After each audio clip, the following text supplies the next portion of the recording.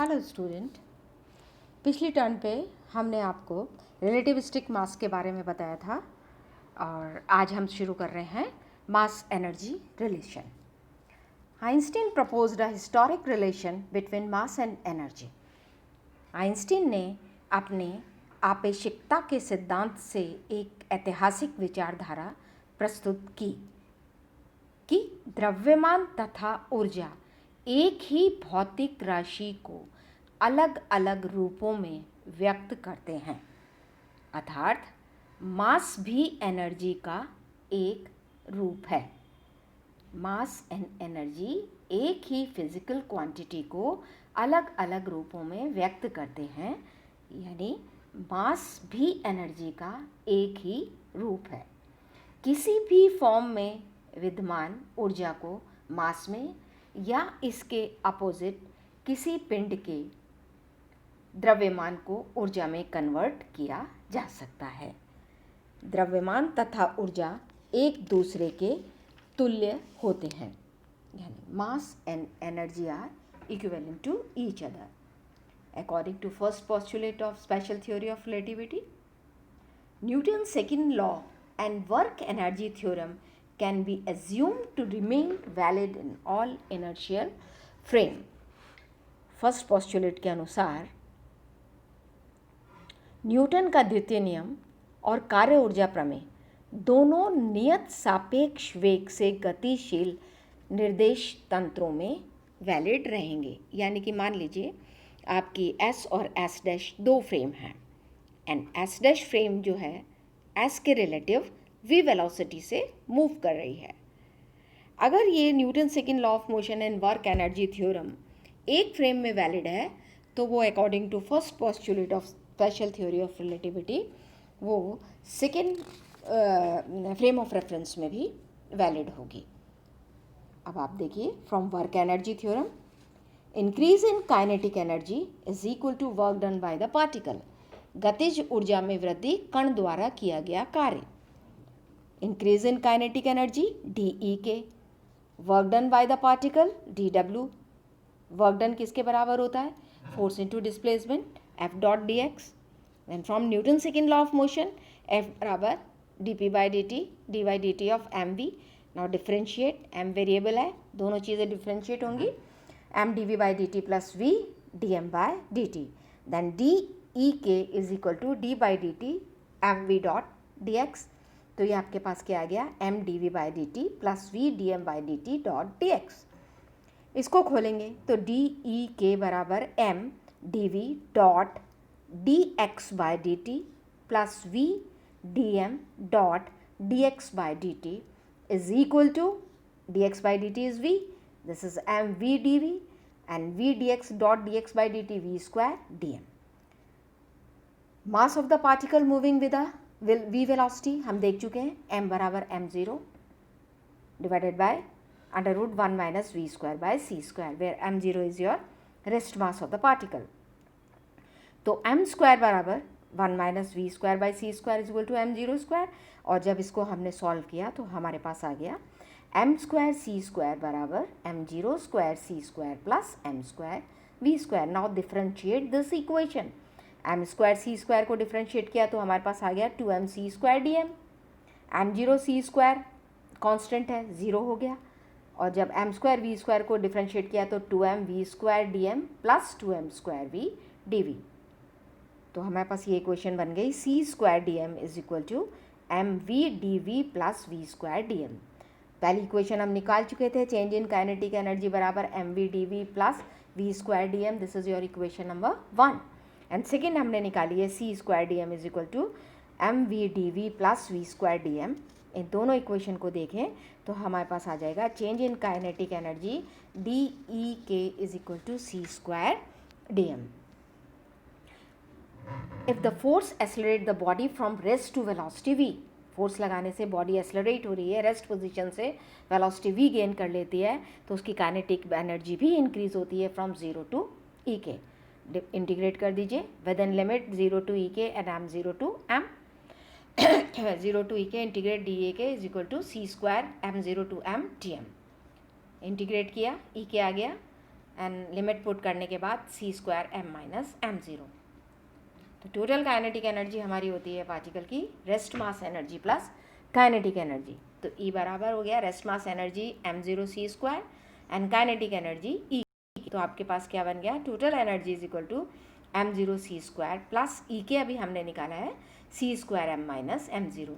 इसको सॉल्व करेंगे तो E बराबर आ गया mc square and this is your Einstein mass energy relation. Non-relativistic kinetic energy of particle. Next topic. If V is very very less than C, आपने निकाला kinetic energy बराबर c square m minus m0। m की value रख दीजिए m0 under root 1 minus v square by c square minus m0 c square, और आपने इसको solve किया m0 c स्क्वायर कॉमन अंदर ब्रैकेट में 1 minus v square by c square to the whole power minus 1/2 minus 1। E के बराबर m0 c square common आ गया, 1 minus v square by c square to the whole power minus 1/2 को exponential series है, खोल लीजिए क्या आ गया 1 plus we square by 2 c square plus 3v to the power 4 8c4 plus चलता रहेगा and minus m0 c square. m0 c square cancel हो गया। E के बराबर क्या बचा m0 c square we square by 2c square plus 3v to the power 4 divided by 8c to the power 4 m0 c square and plus so on. तो E के बराबर आपके पास आ गया half m0 v square plus 3/8 m0 v square by c square and plus. यहाँ पर भी अगर हम लें if v is very very less then c then v square by c square की वैल्यू 1 के कंपैरिजन में नेग्लिजिबल होगी। तो हमारे पास जो एनर्जी आ गई that is approximately equal to half m0 v square. It means for small values of velocity जो हमारी एनर्जी थी E के बराबर mc square minus m0 square is converted into classical formula of kinetic energy, यानी कि small value के लिए ये जो रिलेटिविस्टिक एनर्जी है ये क्लासिकल एनर्जी में कन्वर्ट हो जाएगी। ये आप ग्राफ देखिए, variation of relativistic and classical kinetic energy with velocity. तो आप देखो वेलोसिटी के साथ में इसका ग्राफ एक्सपोनेंशियल ग्राफ है, इस तरीके से जा रहा है। तो ये तो आपकी है relativistic kinetic energy m minus m0 c square, और for smaller values v by C की v is very very less then c, तो उस समय आपका ये छोटा वाला ग्राफ नीचे वाला क्लासिकल काइनेटिक एनर्जी को डिफाइन कर रहा है, that is half m v0 square. Next topic है हमारा रिलेटिविस्टिक एनर्जी मोमेंटम रिलेशन। छोटे छोटे से टॉपिक्स हैं। रिलेटिविस्टिक एनर्जी E बराबर mc स्क्वायर, रिलेटिविस्टिक है m की वैल्यू रख दीजिए m0 upon 1 minus v square by c square. P आपका क्या है momentum, mass into velocity, mass क्या है m0 under root 1 minus v square by c square into we.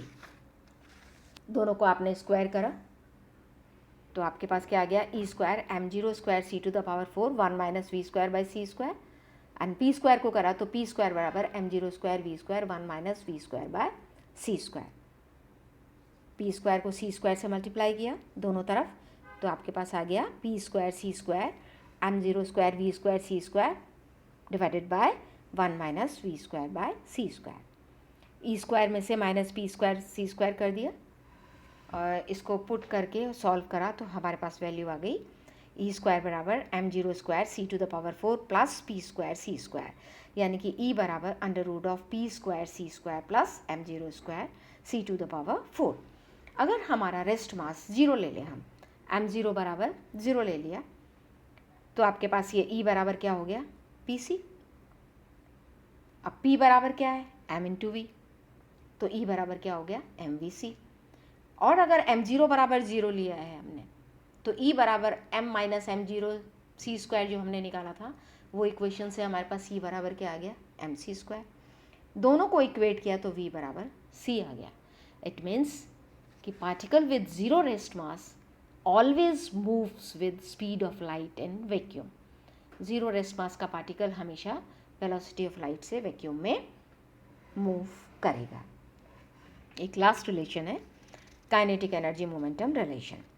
अभी आपने देखा E बराबर under root of P square C square plus m0 square c to the power 4, और E बराबर होता क्या है, kinetic energy plus m0 c square. दोनों को स्क्वायर करा और हमने सॉल्व किया तो मोमेंटम की वैल्यू आ गई P बराबर E K by C 1 + 2m0 c square by E K to the whole power 1/2।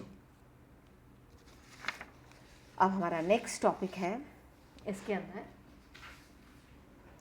Geometrical interpretation of Lorentz transformation. इस फिगर को ध्यान से देखिएगा, आगे की स्लाइड्स में बाद में चलाऊंगी, इसी फिगर से आपको पूरा समझा दूंगी, क्योंकि फिगर बार बार नहीं आएगा और सारी हमको रिलेशन इसी फिगर से निकालने हैं। तो geometrical interpretation of Lorentz transformation है, let the consider of any point P in reference frame S। इसके कोऑर्डिनेट्स हैं S फ्रेम में x y z। x बराबर क्या है आपका PB, ध्यान से देखिएगा, that is equal to OA, and y बराबर क्या है PA, that is equal to OB। Another reference frame है S डैश, जो थीटा एंगल से इस तरीके से इंक्लाइंड है कि ओरिजिन और जेड एक्सिस दोनों रेफरेंस फ्रेम में कोइंसाइड कर रहे हैं। जो रेफरेंस फ्रेम S डैश है वो किसी एंगल थीटा से इंक्लाइंड है, इस तरीके से इंक्लाइंड है कि ओरिजिन एंड जेड एक्सिस दोनों मतलब इन बोथ रेफरेंस फ्रेम में कोइंसाइड कर रहे हैं। मान लीजिए कि coordinate of the same point P in reference frame S dash, x dash, y dash and z dash है।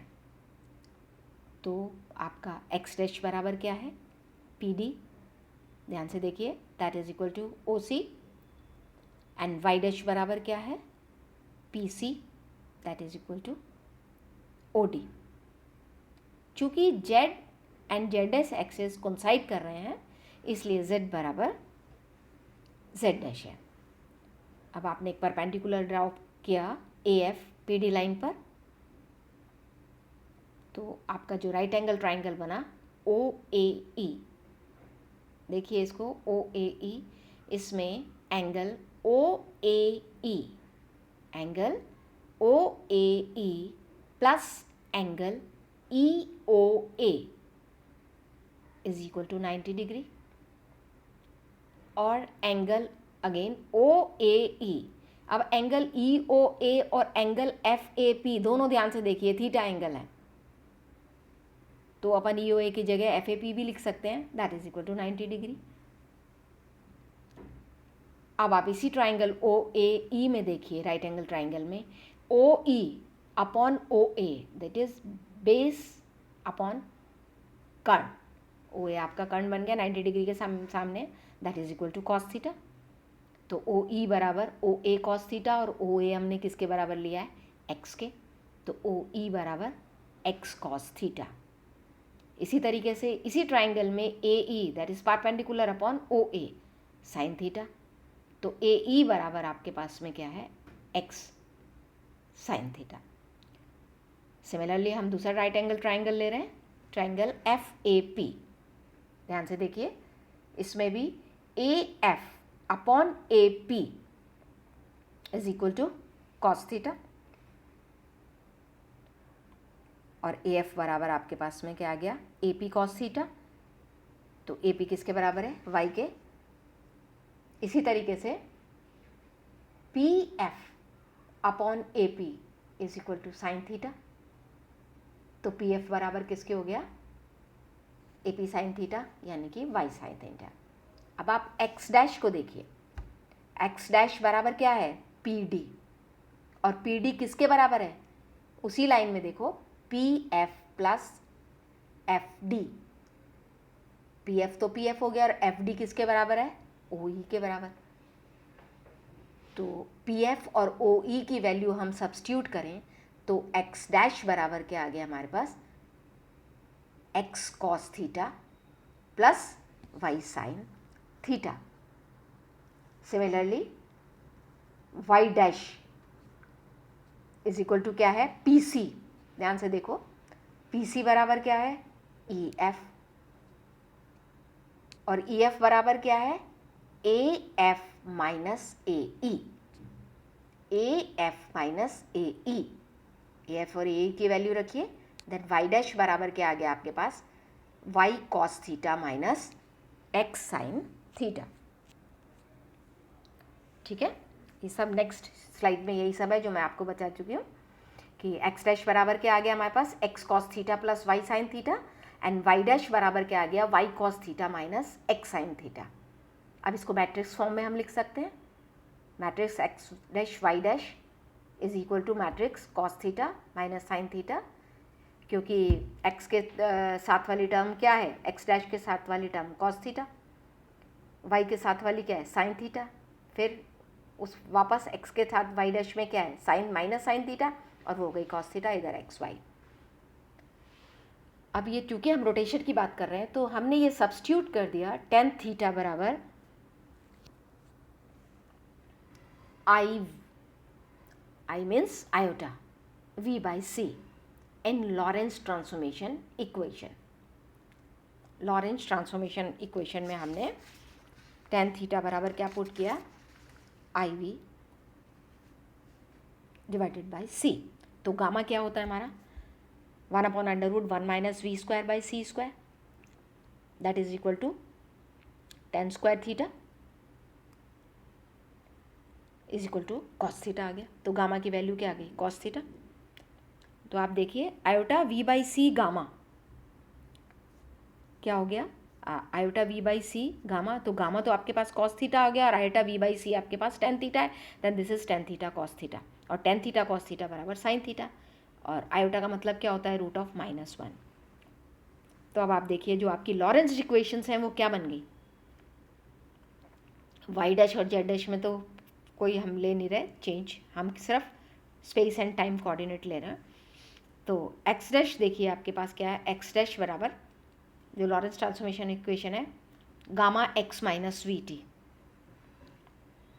तो क्या बन गया, gamma x minus v T, तो एक्स गामा हो गया, तो एक्स गामा की वैल्यू क्या हो गई, कॉस थीटा, तो x cos theta plus gamma we T. तो अब आप इसको देखिए, ये आपके पास गामा की वैल्यू अगर हम इसको इस फॉर्म में रखेंगे तो ये वैल्यू हमारे पास किसके बराबर आ गई गामा की, तो जो वी गामा है, वी गामा आपके पास किसके बराबर आ गया, c/i साइन थीटा के। तो वी गामा बराबर क्या हो गया, minus iota c sine theta, तो ये माइनस माइनस आपके पास क्या हो गया plus, this is your iota c t sine theta.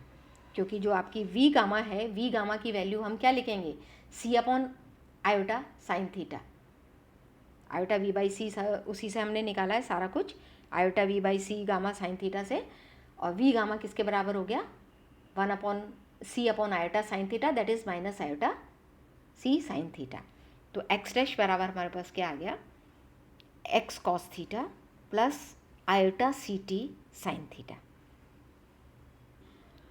Y dash बराबर वाई है, जेड डैश बराबर जेड है, फिर लास्ट इक्वेशन है आपकी लॉरेंज की, टी डैश बराबर gamma t minus v by c square x. तो टी डैश बराबर, फिर दोनों तरफ अगर हम आयोटा सी से मल्टीप्लाई कर दें तो iota c t dash is equal to gamma, क्योंकि हमें आयोटा सी टी बनाना है, हमें क्या बनाना है, आयोटा सी टी, तो इसको आयोटा सी टी बनाने के लिए हमने आयोटा सी से मल्टीप्लाई कर दिया। तो आपके पास iota c t dash is equal to gamma iota c t minus v by c square iota c x gamma. तो आयोटा सी टी बराबर आपके पास क्या बन गया, minus gamma iota v by c x plus gamma iota c t. अब ये किसके बराबर हो गया, साइन थीटा की, this is minus x sine theta plus iota c t, gamma किसके बराबर है, कॉस थीटा के। कुछ नहीं किया, पहले जैसे ऊपर निकाला था वही किया। तो आयोटा सी टी डैश बराबर हमारे पास क्या आ गया, minus x sine theta plus iota c t cos theta. तो जो आपकी इक्वेशन ए है that is x dash x cos theta plus iota c t sine theta, और जो इक्वेशन बी है that is iota c t dash बराबर minus x sine theta plus iota c t cos theta. इसको matrix form में लिख लीजिए, x dash iota c t is equal to cos theta minus sine theta cos theta x iota c t. तो Lorentz transformation equation से अगर हम तुलना करें लॉरेंस ट्रांसफॉर्म इक्वेशन क्या है, एक्स डैश बराबर x minus v t and t dash बराबर t minus v x by c square. तो तुलना करें तो ये इक्वेशंस क्या कहें, एक्स और आई सी टी एक्सिस के थीटा बराबर 10 माइनस आयोटा वी बाई सी से रोटेट के उपरांत प्राप्त होती हैं। यानी कि इस एंगल से जब हम रोटेट करते हैं तो हमको लॉरेंस ट्रांसफॉर्मेशन इक्वेशन इस फॉर्म में मिलती है। तो जो Lorentz transformation are equivalent to the transformation equation in the inclined reference frame whose axes are inclined at angle theta बराबर tan inverse iota v by c with corresponding x and ICT axis।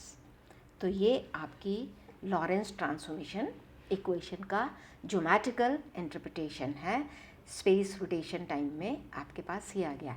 तो इसके जो आपके access इसमें हमने लिए हैं, कौन कौन से लिए हैं, एक्स एंड ICT एक्सेस लिए हैं। तो इधर ये आपकी क्या है, Lorentz transformations equations are equivalent to transformation equation in the inclined reference frame whose axes are inclined at angle theta बराबर tan inverse iota v by c with corresponding x and ICT axis। तो ये आपके आज के topics थे। Next turn पे हम दूसरे टॉपिक स्टार्ट करेंगे। आपका word line, space time interval, space like and time like vectors and macro causality। Thank you।